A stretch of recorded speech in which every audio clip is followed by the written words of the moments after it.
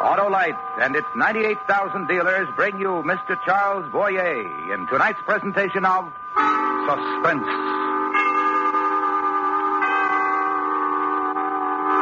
Tonight, Autolite presents the true story of a man who alone was responsible for most of the methods of police detection in use today. It's called the Bertrillion method.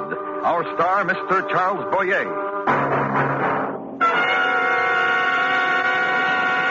Only a few days left to sign up for the Autolite Family Charity Drawing. This is Harlow Wilcox reminding you that unless you register by this Monday, May 3rd, you'll miss out on the greatest opportunity ever offered for your church, hospital, school, or other favorite charity to share in $100,000. Listen to what this Connecticut woman recently said. Mrs. Leon Barr, I have just signed up for this drawing. I think it a wonderful opportunity for people to help their pet charities. And if my name is selected, I shall designate our Greenwich Hospital. So act fast. Sign up tomorrow at any or all of these Autolite Family car dealer showrooms. DeSoto, Hudson, Plymouth, Studebaker, Dodge, Willis, Nash, Packard, Kaiser, or Chrysler. Remember, there's nothing to try or buy, no obligation, except printing your name and address. But if you're one of the 25 selected, you will designate your favorite recognized charity to share in $100,000. But remember, there are only a few days left to register, so make sure you sign up tomorrow. And now, Autolite presents transcribed Mr. Charles Boyer in the Bertrillion method, hoping once again to keep you in suspense.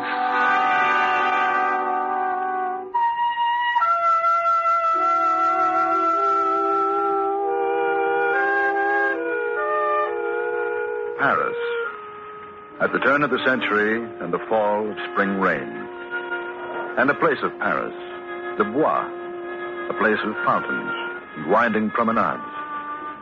Now of this, drip of rain on leafless trees, and the body of a man lying on the thawing earth. A man doubled over, wrapped in tar paper, bound tightly with rope. And kneeling over him, Girard, help me here. Help me untie these ropes. Alphonse Bertrillion, detective of the French Sûreté. He spent his life putting science to work for the law. He studied and classified human skulls. He measured every bone in the human body and discovered that the measurements of no two human beings were exactly alike. He called his system anthropometry and applied it to apprehension of criminals. And something more to know about him. That now, whenever violence and murder is done, every time Scotland Yard catches a Crippen, or the Sûreté a Landru, or the FBI a Dillinger, silent tribute is paid to this man, to Alphonse Bertillon, for reasons such as this. Anything in his pockets, Girard? Only these coins. Nothing else. An event of spring, eh, Monsieur Bertillon? And no identity. And no identity. Now, the tar paper, the rope were removed from him. I'll want them in my laboratory, Girard. Oh, of course, Monsieur Bertillon. I amuse you, Girard? The tar paper and the rope in the laboratory as you wish it, sir. I will gather them up. Wait. Sir? Hold your lantern close. Here. You were struck from behind. Perhaps as he walked the path there. No. No? Now the lantern, here, Girard. Over his hands. The hands of a man who has done no manual labor. And here, Girard, you see this? His sleeve, sir? His sleeve. His right shirt sleeve. How it is cleaner, newer than the left. Perhaps as he fell, his left arm... Not as he fell. There are men of whom this thing of the shirt sleeves is characteristic, Girard. Oh? Yes. Men who deal with writing, with pens, with ink, who wear on their right sleeve a special cuff to protect it from stains, from smudges. Yes, I've seen such cuffs. An office clerk, maybe, or an accountant. Such a man whose hands are soft, unmarked, with toil, as these ones are. And Girard, Yes, sir? where murder is, where death is, there is also something else. Always something else. Identity of the victim, of his murderer. Cover him, Girard. Cover him from the rain.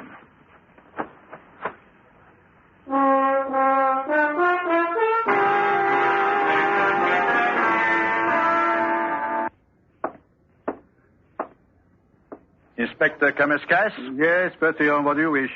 To give you the report, sir, of the tests I have made in the laboratory. The man of science. Hey, Bertillon, the student, the searcher, the player with test tubes and microscopes. That is the man you are, eh, Bertillon? You wish to hear the report, sir? And the working detective whose only materials are of informers and drunkards and whisperings and small vengeances. You still sniff at these men, Bertillon?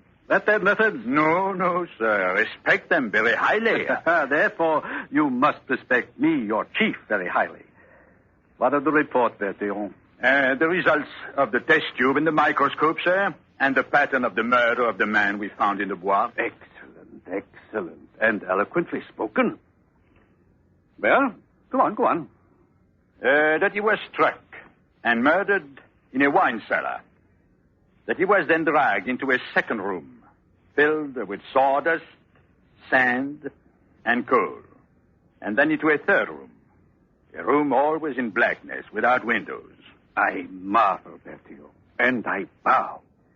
And it is needless for me to ask if you know where all this took place. The address, perhaps? I believe it was in a house somewhere along the Seine, which would explain the presence of sand stuck to the tar paper. And the room always in blackness and without windows.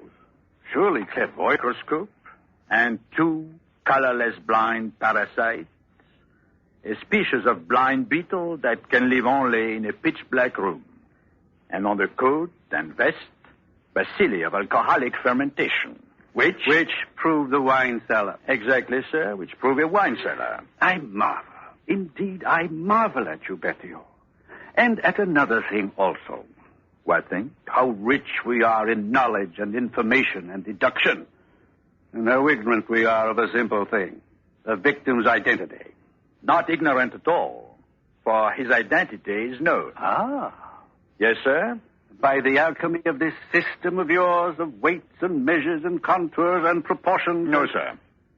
Not this system, then. Another system.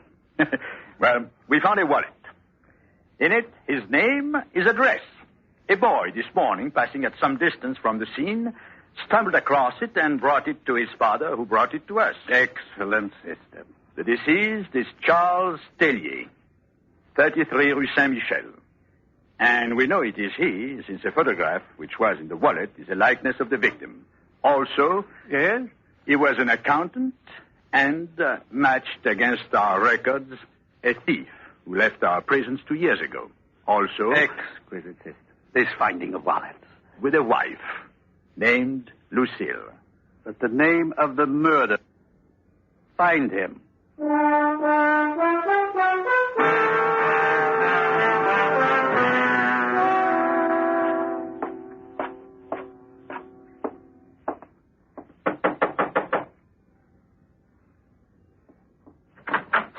Yes? Mrs. Tellier, Yes. I am Alphonse Bertillon, Sûreté. Of Charles? I'm sorry. Do not be. My husband is an unlucky man. Whatever he chooses to do inevitably turns out badly. But when he chooses to break the law he is caught, follows. He is dead. Very well. Thank you. Wait. Yes? He was murdered. He is dead, he was murdered. And it will be his bad luck to lie in a potter's field. There is a necessity to find his murderer, Mrs. Tellier. Yes? Who murdered him, then, and why? I don't know. And this. What? There is not very much I do know about him. Only that he worked. Appeared at a certain hour in the evening, not promptly. Was fed. Disappeared or stayed, according to what mysterious thing moved him. Now dead. Now dead, sir. And it would please me if you left now. Did he still work at bookkeeping? At Dumier and Company, the actuaries on Gilbert Street. As I said, Mrs. Tellier, I'm I am sorry. Be sorry, then. And as I said, it would please me if you Yes, of course.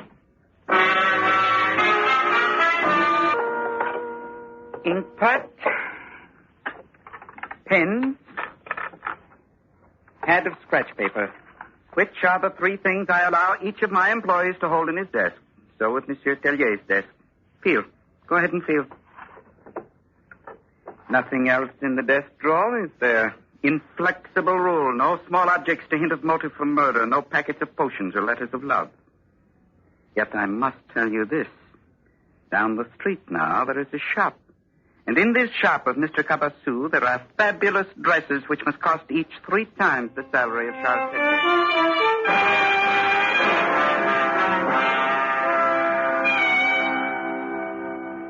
3 times his salary, Mr. Cabassou. Then this Charles Tellier must be a rather poor man, Monsieur Bertillon. Then why should he appear frequently in front of your dress shop? And this he did. So his employer told me. Why should he do a thing like this?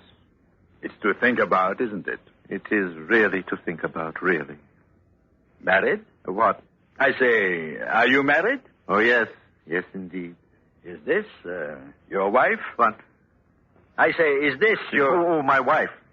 Certainly. Who else would write such an inscription upon a picture? Because you are you and I am me, my love, Marcel. Well, sister? True indeed. However, this is my wife. I compliment you. I often do, too. This dress business you have here must be luxurious. May I compliment you again? Of course. Your clothes. Exquisite. Thank you. Great taste. Less than elegant, I am afraid, for I travel in them to Brussels this evening. Else I would be wearing a touch of brocade and a velvet collar. Nice. Oh, yes. My wife should be here soon. It's a scent she prefers. Yes? Now, another thing. Of course. Is there a cellar here? A cellar? Cellar. Oh, no. Wine cellar. No. Monsieur Cabassou? Yes. I don't have a warrant, but... Therefore, you cannot search. I wouldn't think of it. Of course. Now... Yes? Why should you want a warrant for these particular premises? Come in, my dear. Monsieur Bertillon was just on his way out. Hurriedly, so there is not time for an introduction. Carriage! Carriage!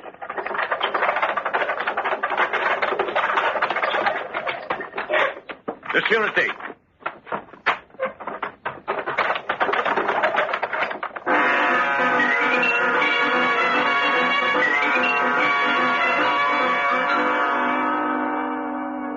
And therefore, he is the murderer. What are you talking about? Cabassou. Certainly he. Possibly his wife. Because he's an older man married to a younger woman. But without a cellar, dear Bertillon. Older man, yes. And married to a younger woman, yes. But without a cellar. You said it yourself. There is a cellar. What? I'm going back there, sir. I'm going to break into the shop. And there will be a cellar. The very one in which was murdered Tellier. Unless you will issue a warrant, so I may search. Impossible. There are no grounds on which to issue a warrant. Merely that he is married to a younger woman. And a murder victim loitered about. At your own risk, then. No warrant. Yes, sir. And if you are shot for breaking into a shop and a home, we will disavow any knowledge of it. Yes, sir. Men have been shot and killed, you know, for exactly that. 7 last year. I looked it up. Good luck, Bertillon. Yes, sir.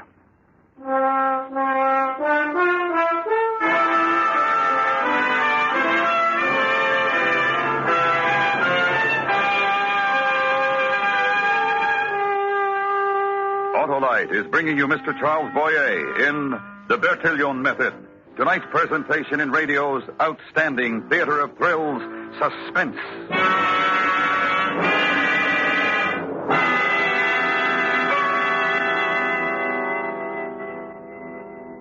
Listen to this on-the-spot interview recorded in Bronxville, New York.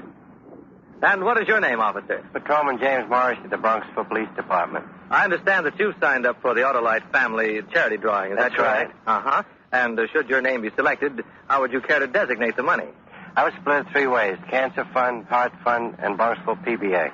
Very fine, and may I wish you good luck. Thank you very much. Have you signed up yet? Are you giving your favorite recognized charity, either local or national, the unique opportunity to share in $100,000 in cash? There's absolutely no cost to you, no obligation at all. All you do is sign your name and address on a registration form at any Autolite family car dealer showroom. And you may be one of the 25 persons selected. Just think of the thrill you would get when you named your favorite charity to share in $100,000. Registration closes this Monday, so get down to any or all of these car dealer showrooms: DeSoto, Hudson, Plymouth, Studebaker, Dodge, Willis, Nash, Packard, Kaiser, or Chrysler. Remember, only a few days left. And now, Autolite brings back to our Hollywood soundstage Mr. Charles Boyer in Elliot Lewis's presentation of The Bertrillion Method, a true story, well calculated to keep you in suspense.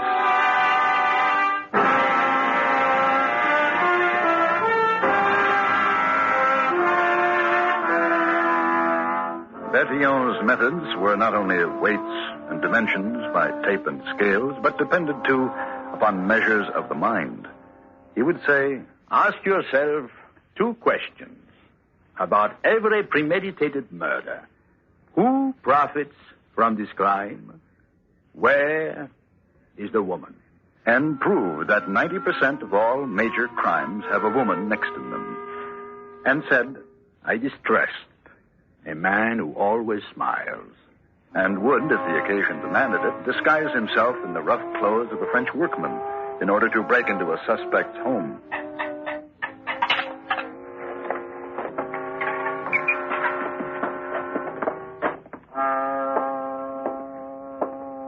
To break into a suspect's home and get caught.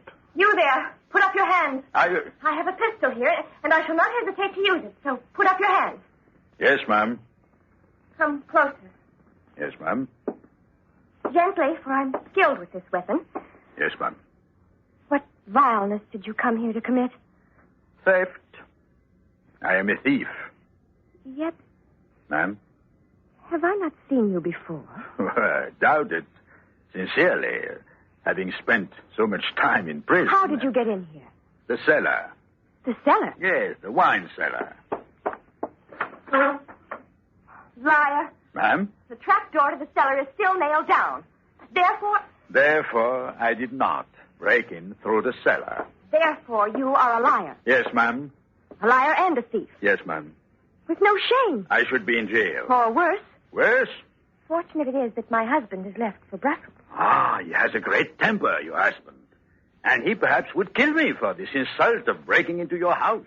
He has the temper to kill. Who are you? Liar and thief, who should be given to the police. As you shall. As you shall.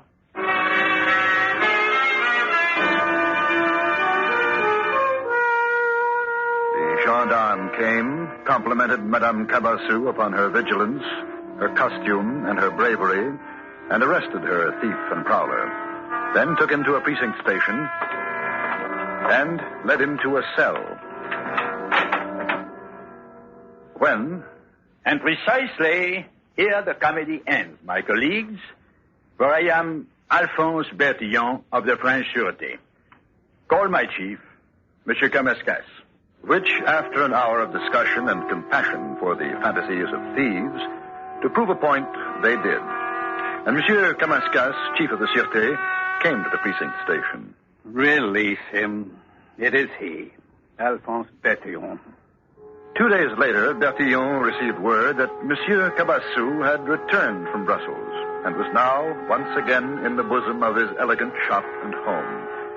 Bertillon went there, and Monsieur Cabassou. Since you have chosen to interrupt my wife and myself at dinner, Monsieur Bertillon, I am but pleased to offer you a place at our table. Will you... I'm honored, monsieur. Thank you. But, Jean, this the criminal of whom I've told you, the thief. Was it not an adventure we had, madam? I in the role of a thief, and you, how well you played your part. Exquisitely. But, Jean, I will not sup with the criminal. I assure you, my dear, he is no criminal, and this matter of his illegal entry into my home while I was in Brussels we shall discuss properly over sherry and partridge. Marcel, Yes, dear. set a place for Monsieur Bertillon. The Sèvres porcelain. Oh, please, sit down, monsieur. Oh, thank you. May you what? Make an observation upon the elegance of your dinner table, the crystal, the porcelain, the silver chafing dishes. Make it, then. Stunning. It is how we conduct ourselves at all times. The precise accessories for the precise occasions. When one must eat with elegance. Monsieur. Yes? What are you doing? Your plate, monsieur. And your silver. He's sketching, Jean. Sketching? Yes? Sketching what? You. Why? You have an interesting face. Oh? Exceptionally. Another pose, monsieur. First a thief, now an artist. Oh, artists have an exceptional eye for proportion, that's all. Come look at it, Jean. Not very flattering. Well, it's not my intention to flatter. But your intention is... To prove you are a criminal. Oh, Jean? Tellier was a young man, as you are young, madame. And you, Monsieur Cabassou... Of me, what? You are a possessor of a cellar. Why are you ashamed of your cellar, monsieur? What did you lie about it? What did you say you did not have? Get out! Of course. Good night.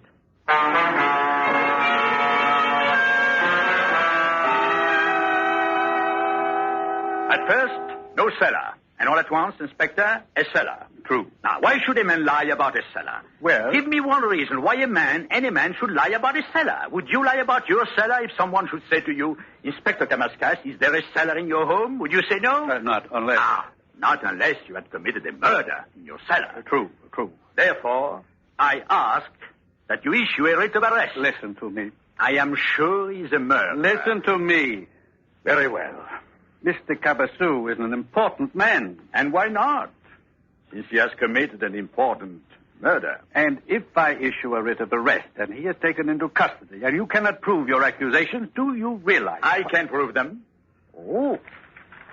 In this envelope, here, a sketch of Monsieur Cabassou. And? Eye socket, two side of forehead, etc., etc. Yes.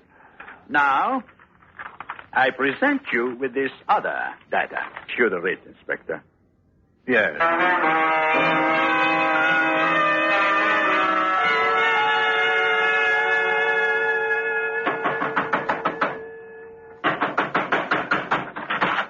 What is the meaning of this? Police!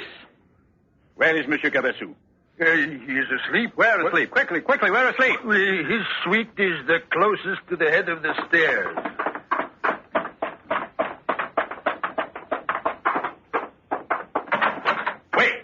Wait! Up, get up. You're under arrest. What is the meaning of this? Up, out of bed, quickly. But why? What? You are under arrest. Here is the writ. Murder. Here, put on your trousers. It is an outrage. You will see. Murder is always an outrage. This is infamous. I will make you pay. Because you are a man of importance. A man of influence? Yes. Because you are Jean Cabassou. Yes. Purveyor of elegance to the wealthy. Yes. And no longer Jean Planier. I said, and no longer Jean Planier, monsieur. What? Apache, thief, cutthroat. How did you know? Friend to a murdered man. Impossible that you should know. Not impossible. You must have a memory for the time some years ago when you were measured at a small police station for the proportion of the length of jaw to the length of face, of eye socket to the side of forehead, etc. That you have changed the color of your hair, that you have now a mustache, that you have gained weight, nothing, no disguise. For to disguise the length of an ear or bone structure, impossible. Listen, very well. I am Jean Planier, but now I am respectable and honorable man. Exactly why you had to commit murder. To maintain this attitude. Then you know about Charles Tellier. Of course. He was arrested with you. Also a thief. Now come back to haunt you with your old sins. Blackmail, monsieur. Yes. An apology. First, I thought this a crime of passion. Jealousy. That your wife, lovely woman... She had nothing to do with it. Lovely woman. Monsieur Cabassou, I arrest you in the name of the Republic of France for the murder of Charles Tellier.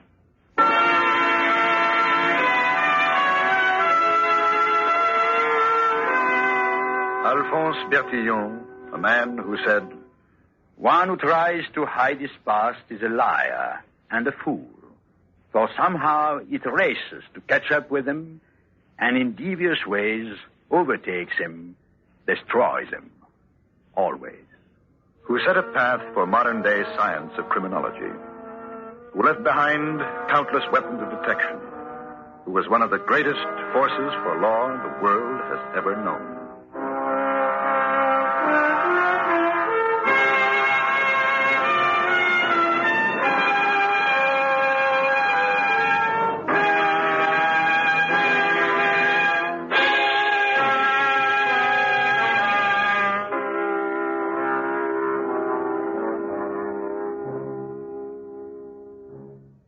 Suspense. Presented by Autolite. Tonight's star, Mr. Charles Boyer. This is it, the last announcement. The giant Autolite family charity drawing closes this Monday, May 3rd. So if you haven't registered in this $100,000 event, you'd better hurry. Your favorite charity may miss the opportunity to collect thousands of dollars just because you neglected to sign up. So follow the example of this woman who was interviewed recently in Bronxville, New York. Hello there. I'm Bob Emmerich, and what is your name? I'm Mrs. E.W. Lewis. I understand that you just signed up for the Autolite family charity drawing. Is that right? Right. Now, should you be selected, what charity would you choose? Well, since I have a son studying medicine, I think I'd designate Bellevue Medical Center. I think that's wonderful. May I wish you the best of luck. Thank you. So, friends, visit any or all of these Autolite family car dealer showrooms and register while there's still time. DeSoto, Hudson, Plymouth, Studebaker, Dodge, Willis, Nash, Packard, Kaiser, or Chrysler. Remember, there are only a few days left to give your favorite church, school, or other recognized local or national charity the cash opportunity of a lifetime. So sign up tomorrow, sure.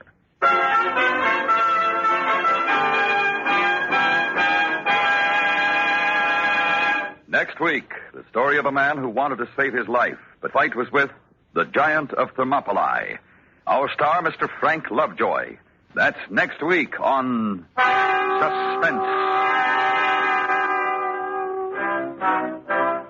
Suspense is transcribed and directed by Elliot Lewis, with music composed by Lucian Morwick and conducted by Lud Gluskin.